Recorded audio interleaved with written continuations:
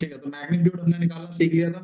ठीक है, two vectors having the same magnitude, दो वेक्टर्स जिनका मैग्नीट्यूड सेम हो, उसको भी हमने कर लिया था। बस आपको आईजे के कोफिशिएंट्स को आगे पीछे कर देना है और सेम डायरेक्शन हो किन्हीं दो वेक्टरों की। उसके लिए मैंने क्या बताया था कि सबसे पहले यूनिट वेक्टर बना लीजिए, उसकी डायरेक्शन मिल जाएगी। उसके बाद उसको किसी मैग्नीट्यूड से, किसी नंबर से क्या करा दीजिएगा, मल्टीप्लाई। तो आपको उसी की डायरेक्शन में 5 मैग्नीट्यूड का, 3 मैग्नीट्यूड का वेक्टर मिलेगा। सही है।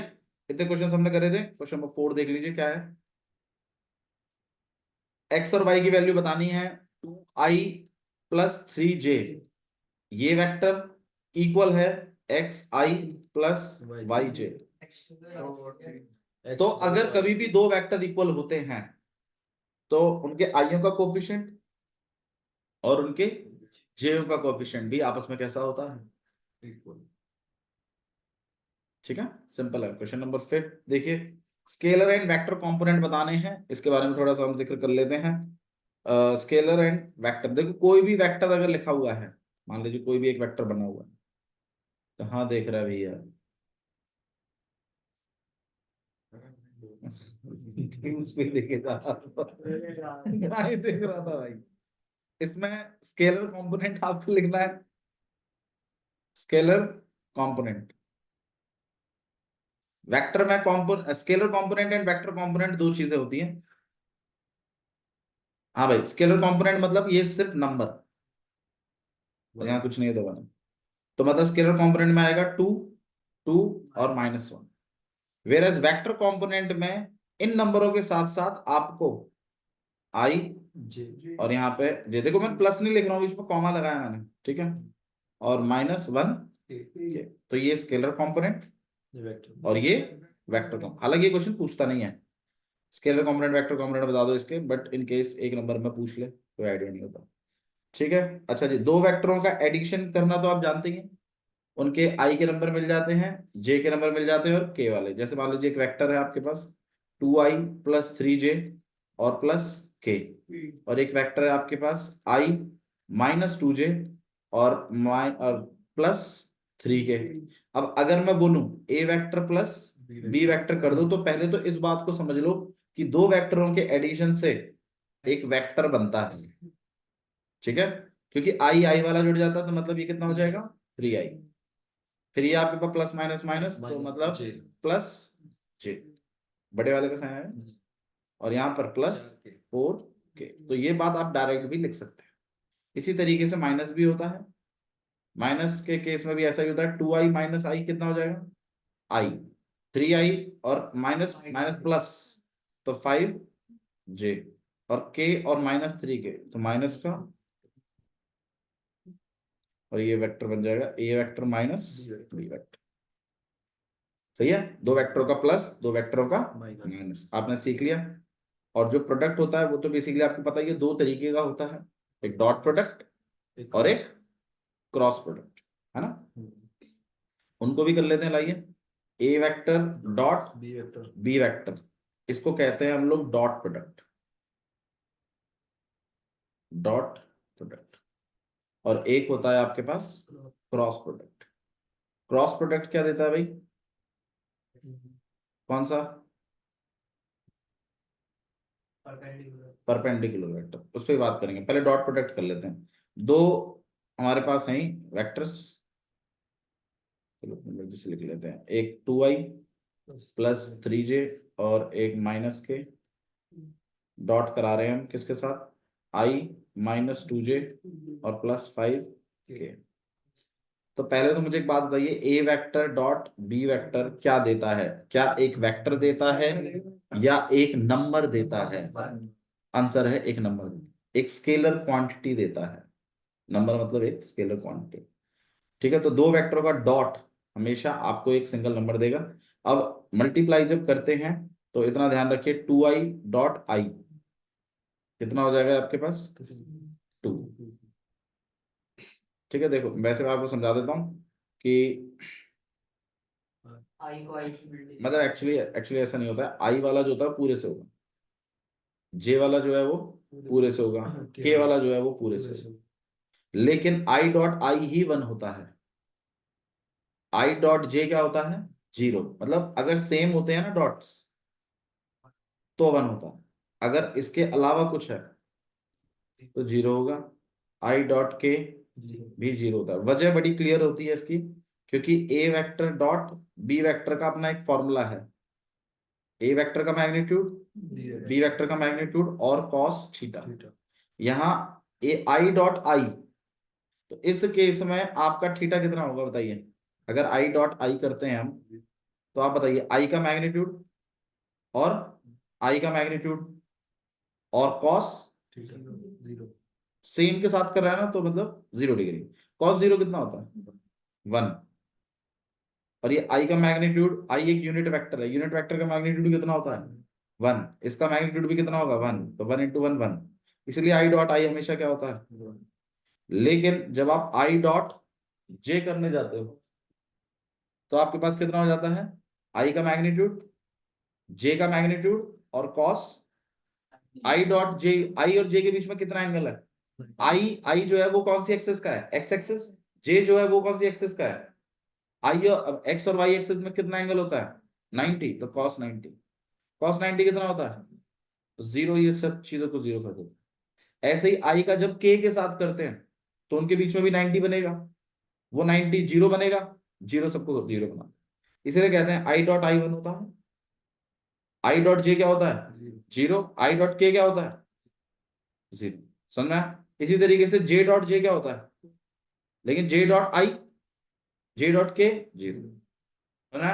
जब हम डॉट करते हैं इनको तो ऐसा नहीं है कि आई आई से ही होता है, आई आई से भी होता है, आई जे से भी, आई के से भी, लेकिन वो जे और के वाले जीरो हो जाते हैं तो उसको लिखते नहीं है।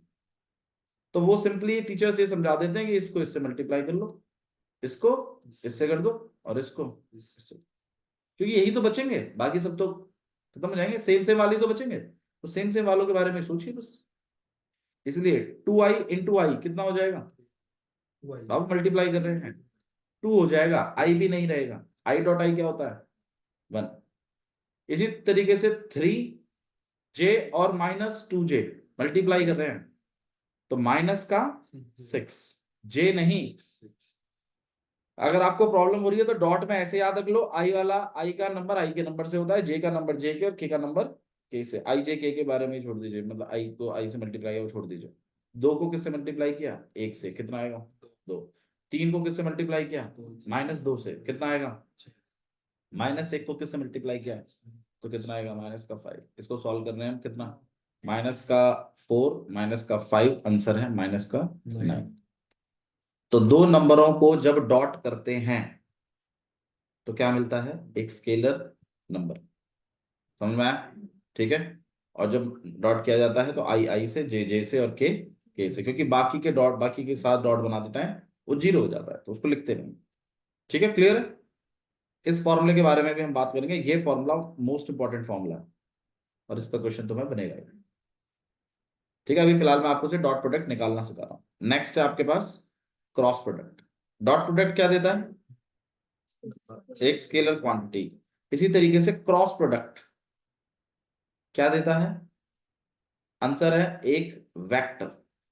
लेकिन इस वेक्टर की भी एक खासियत होती है कि ये परपेंडिकुलर होता है, किसके, ए वेक्टर के एंड बी वेक्टर, मतलब दोनों वेक्टरों के परपेंडिकुलर वेक्टर देता है। फॉर एग्जांपल जैसे मान लीजिए एक एक वेक्टर ये है इस सतह पर, ठीक है, जैसे मान लो ये सतह है तो एक एक वेक्टर यहां पर चला गया, एक बी वेक्टर आपका यहाँ पर है, मान लीजिए एक टेबल है, इस टेबल पे ये दोनों वेक्टर्स हैं। तो जो आपका सी वेक्टर होगा ना वो परपेंडिकुलर वेक्टर होगा, जो आप निकालते हो किसके द्वारा, क्रॉस प्रोडक्ट। कभी कभी आपको बोलता है कि एक ऐसा वेक्टर निकालो जो इन दोनों वेक्टरों के क्या हो, तो मतलब आप समझिए कि उस केस में आपको क्या करना है, उस केस में आपको उन दोनों का क्या करना है, क्रॉस। ठीक है।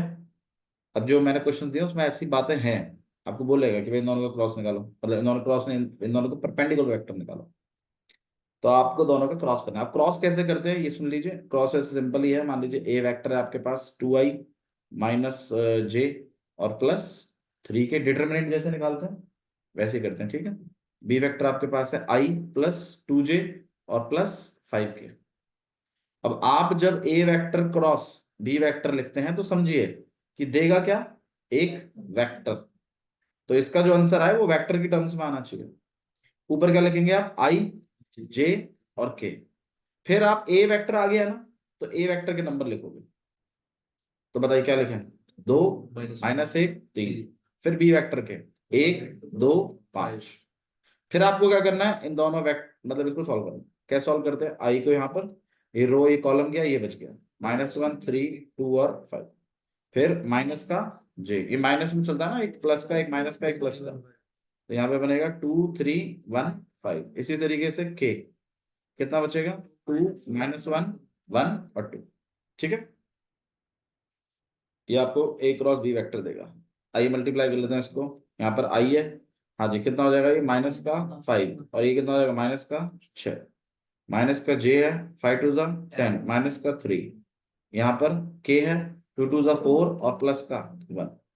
तो कितना हो जाएगा माइनस का 11 आई, 10 -3 7, 7 और माइनस का 7, तो -7 जे और प्लस 5 के। थोड़ा कैप्स का थोड़ा ध्यान रखिएगा। तो ये जो वेक्टर आया है ये परपेंडिकुलर है किसके साथ, ए वेक्टर के साथ भी और बी वेक्टर के साथ भी, दोनों के परपेंडिकुलर है।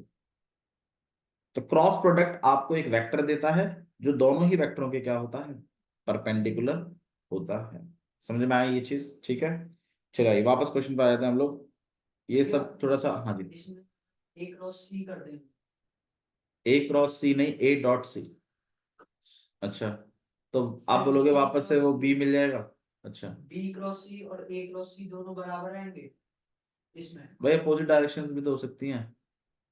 मान लीजिए जैसे ये यहाँ पर है और ये यहाँ पर है, देखो मतलब मैं तो एक सतह पर रख रहा हूँ। जैसे एक तीसरा पेन देना भाई मेरे को, पेन दो। देखो वहां पर टेबल पे पेन रखा, देख देखिए देख।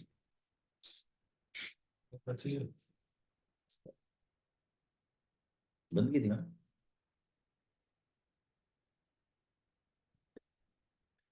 प्रोजेक्शन, प्रोजेक्शन मतलब शेडो।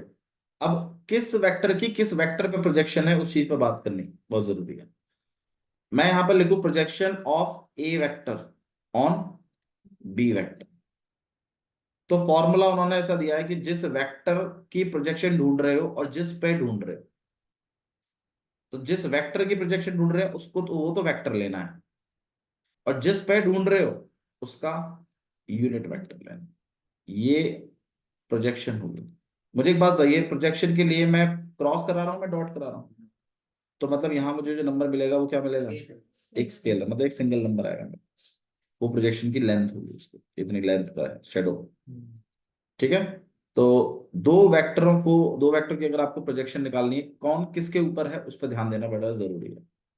ठीक है, वरना एक तरीका और भी है, आपको वो दो वेक्टर देगा, उसमें पहले वाले को ए वेक्टर बना लेना, दूसरे वाले को बी वेक्टर। ठीक है, फॉर्मूला हर बार यही लगा दीजिए, चल जाएगा। पर अगर मान लीजिए आप इसमें खो रहे हैं कि भाई मान लो बी वेक्टर की पूछ ले, वो खुद ही नाम मेंशन कर दे, ए वेक्टर दे दे, बी वेक्टर दे दे, और आपको बोले प्रोजेक्शन बताओ B vector on A vector, ऐसा भी कर सकता है। तो जिस, हाँ मतलब जिस जिस वेक्टर का प्रोजेक्शन निकाल रहे हैं वो तो वेक्टर लेना है, और जिस पे निकाल रहे हैं उसका यूनिट वेक्टर है। और यूनिट, अब ये फॉर्मूला तो ये हो गया, एक फॉर्मूला और भी है भाई, यूनिट वेक्टर को आप और कैसे लिखते हो, बी वेक्टर अपॉन में बी वेक्टर का, तो ये फॉर्मूला भी है।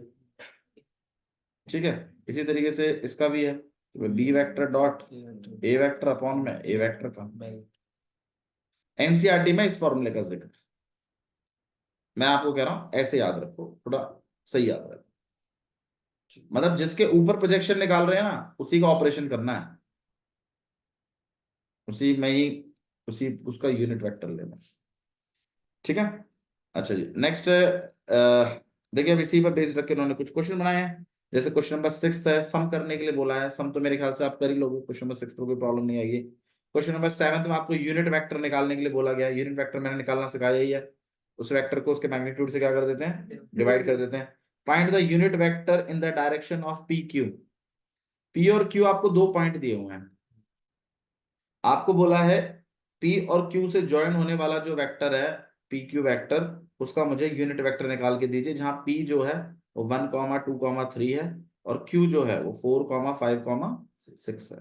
अच्छा, वो जो क्वेश्चन दिए हैं मैंने वो कर लाना 37, जो नहीं हो वो क्वेश्चन लिख लाना, ठीक है। आजकल थोड़ा सा ऐसा ही है ना माहौल। तो यहाँ पी है, यहाँ पर क्या है, क्यू है, तो ये पी क्यू वेक्टर बनेगा। कहाँ रहा है? ये तो ऐसा ही है, इसके चक्कर में मत पड़। यहाँ पी है और ये क्यू है, और यहाँ पर ये वेक्टर हम बना, अच्छा ये वेक्टर बना सकते हो कि नहीं बना सकते? कैसे? जो फॉर्मूला दिया हुआ था कौन सा? ये रुक जाए यार, तुझसे पूछो ना, हाँ वो यार बताना। वाइट कलर x2 माइनस, बोल कुछ तो बता रहे हो बताना, तो सुनाई नहीं दे रहा मैं क्या बोल रहा हूँ? तो बैक पैक करने की लग रही है तेरे को तो। कुछ तो क्या पूछा मैंने, पी क्यू वेक्टर कैसे बनेगा? कौन सा फॉर्मूला है बता? हाँ,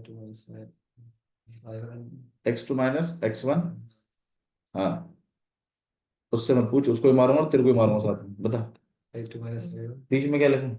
प्लस माइनस मल्टीप्लाई, अच्छा मैं ब्रैकेट लगा दो बेटा इसलिए प्लस आएगा plus x2 minus x1 i plus y2 minus y1 j cap और plus z2 minus z1 k cap. ये जो वेक्टर बनेगा आपके पास ये होगा पी क्यू वेक्टर। इस वेक्टर का क्या बताना है? यूनिट वेक्टर बताना है। तो वेक्टर बना लीजिए डायरेक्टली, किसी को भी एक x1 किसी को भी x2 y2 बताइए। 4 माइनस 1 3 डायरेक्ट लिख रहे हैं, ठीक है।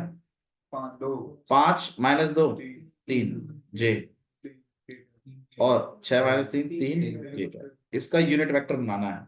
तो पी क्यू वेक्टर का आपको कैप लिखना पड़ेगा। भाई यूनिट वेक्टर कैसे निकालते हैं? पी क्यू वेक्टर को उसके मैग्नीट्यूड से क्या कर देते हैं, डिवाइड। मैग्नीट्यूड कैसे निकालते हैं? हाँ तब जोड़ सकता है मुखा देख तो ये देख रहा हूँ, आवे जो योगेश से पूछ ले वो सब आता है। बिल्कुल, तो 3 का स्क्वायर प्लस 3 का स्क्वायर प्लस 3 का स्क्वायर, ये सब आप कर लोगे, ठीक है। कोई इसमें ऐसी कोई बड़ी बात नहीं, यूनिट वेक्टर निकालना। क्वेश्चन नंबर 8 देख लीजिए, 8 था ये, 9th वाला। 9th क्वेश्चन देखिए, ए वेक्टर दिया हुआ है 2i माइनस जे और प्लस 2k। एक बी वेक्टर दिया हुआ है -i प्लस जे माइनस के। आपको बोला है फाइंड करिए यूनिट वेक्टर। यूनिट वेक्टर बताइए in the direction, in the direction of A vector plus B vector. मतलब क्या है इसका, कि A vector plus B vector की डायरेक्शन में मेरे को यूनिट वेक्टर चाहिए। तो पहले तो आप ए वेक्टर प्लस बी वेक्टर बना तो लीजिए, पहले पहले वो वेक्टर तो खोज लो, ए वेक्टर प्लस बी वेक्टर क्या है, फिर उस वेक्टर का यूनिट वेक्टर निकाल दीजिए। सिंपल है, दो वेक्टर को प्लस करना मैंने सिखाया हुआ आपको। दो वेक्टर को जब आप प्लस करें तो मैं आपको एक सजेशन दे रहा हूं, कुछ वेक्टर के इक्वल मान लीजिएगा उसको। उससे क्या होगा ना, फिर सी वेक्टर का यूनिट वेक्टर निकालने में आसानी होगी। समझ में आया? नहीं आ रहा है तो बोल दिया अगर भैया। यहां से जब आप निकले तो ऐसा लगना चाहिए कि आप कुछ पढ़ के आए हैं। यहां से निकले और ऐसा लग रहा है कुछ नहीं पढ़ा, तो फिर यहाँ आने का कोई मतलब नहीं है। सिंपल बात है। क्वेश्चन नंबर 10, और यही वजह है कि आप लोगों को और क्लासेस मर्ज करके नहीं पढ़ाता हूँ। Find a vector in the direction of vector this 5i minus J plus 2। मैं क्वेश्चन लिख देता हूं, क्वेश्चन से आइडिया पड़ेगा आपको क्या लिखा है। Find a vector, find a vector in the direction of,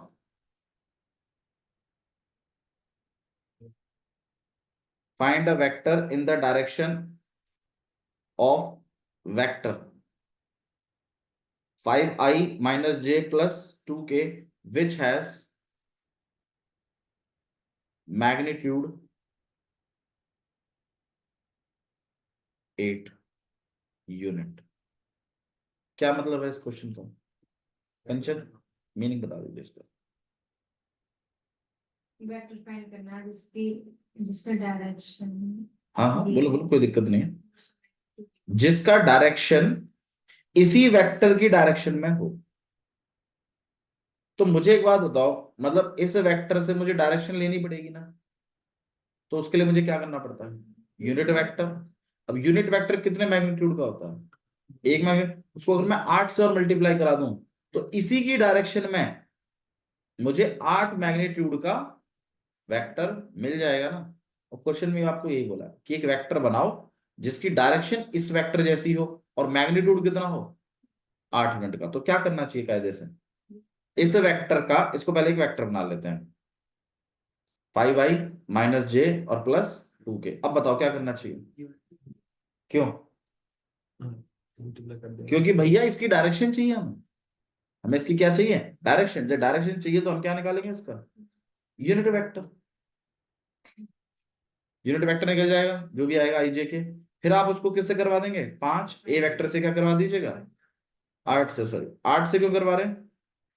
क्योंकि 8 मैग्नीट्यूड का वेक्टर चाहिए। ए वेक्टर, ए कैप कितने वेक्टर, कितने मैग्नीट्यूड का होता है? 1 मैग्नीट्यूड। अगर आप 8 से मल्टीप्लाई कराएंगे तो 8 मैग्नीट्यूड का इस वेक्टर की डायरेक्शन में वेक्टर मिलेगा। समझ में आया मैंने क्या बोला? ठीक है, तो ये क्वेश्चन भी आप कर लीजिएगा। ठीक है, नेक्स्ट है आपके पास, देखिए। तो 8 यूनिट का बना दिया। कोलिनियर वेक्टर मतलब पैरेलल वेक्टर। दो वेक्टर पैरेलल है, कैसे चेक करते हैं? a1 upon a2 equal b1 upon b2 equal c1 upon c2। ये तो आप कर ही लेते हैं, ठीक है, इसमें कोई ऐसी बड़ी बात नहीं है। डायरेक्शन कोसाइन कैसे निकालते हैं? यूनिट वेक्टर दो तरीके हैं, या तो एंगल के थ्रू निकालो या तो यूनिट वेक्टर के आई जे के जो कोफिशिएंट हैं वो हो जाते हैं। तो आपको डायरेक्शन कोसाइन पूछा, ये भी आप कर लेंगे। क्वेश्चन नंबर 13 देख लीजिए क्या लिखा हुआ है। Question number 13, find the direction cosine. Find DC of vector joining the points a bracket के अंदर 1 कॉमा 2 कॉमा -3 एंड b -1 -2 और 1 पहले से वेक्टर डायरेक्टेड। बताइए क्या करना चाहिए? बनाते हैं। बिल्कुल सही बात है। सबसे पहले आप देखो क्वेश्चन में पूछा गया वो सुनो। फाइंड डीसी, डीसी मतलब डायरेक्शन कोसाइन निकालिए। और डायरेक्शन कोसाइन किसी वेक्टर के ही होते हैं, उस वेक्टर के जो कि बन रहा है ज्वाइन करके पॉइंट ए एंड बी को। तो इसका मतलब दो पॉइंट है तुम्हारे पास, एक ए है और एक बी है। अब जब तुम ए बी को ज्वाइन करोगे तो एक वेक्टर बनेगा, बिल्कुल बनेगा। इसी वेक्टर के मुझे क्या बताने हैं? अब मुझे बताओ पहले ये वेक्टर बनेगा कैसे? वेक्टर बताओ भैया Piyush. I x2 minus x1 i plus y2 minus y1 j plus z2 minus z1 k, तब बनेगा ए बी वेक्टर। और इस ए बी वेक्टर के मुझे क्या चाहिए? Direction cosine. अब तू बता डायरेक्शन कोसाइन कैसे आते हैं? किसी वेक्टर के डायरेक्शन कोसाइन कैसे निकालते हैं पीयूष बताओ। मैं ध्यान रुक जाओ, मैं समझा देता हूँ, कोई बात नहीं। डायरेक्शन भाई किसी भी वेक्टर के डायरेक्शन कोसाइन निकालने के दो तरीके हैं। या तो आपको एंगल पता हो, किसके साथ? एक्स एक्सिस, वाई एक्सिस और या तो आप यूनिट वेक्टर निकाल दीजिए।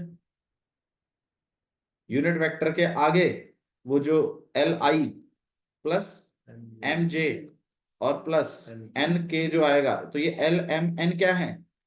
डायरेक्शन कोसाइन ही तो है। ठीक है भैया, ठीक तो है, पढ़ेगे तो आएगा नहीं, कल फिर मार खाएगा और क्या।